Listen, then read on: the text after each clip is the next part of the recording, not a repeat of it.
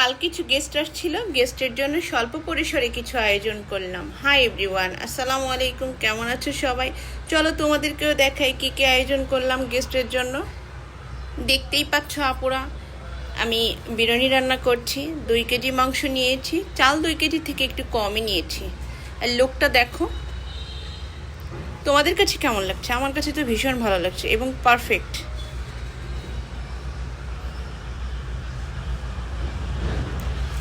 সাথে করে নিলাম ডিম ভাজি, মানে ভাজি করি নাই, ভাজি করার জন্য রেডি করে নিলাম।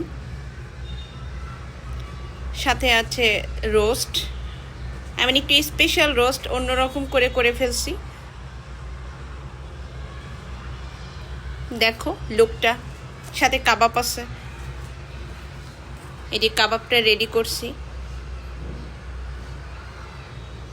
সাথে ভাজা শেষ, সাথে সালাদও আছে, সাথে সামান্য পরিমাণ একটু ফিরনি রান্না করছি। তো গাইস, তোমাদের কাছে কেমন লাগলো ভিডিওটি? অবশ্যই ভিডিওটি দেখবা, কমেন্টস করে আমাকে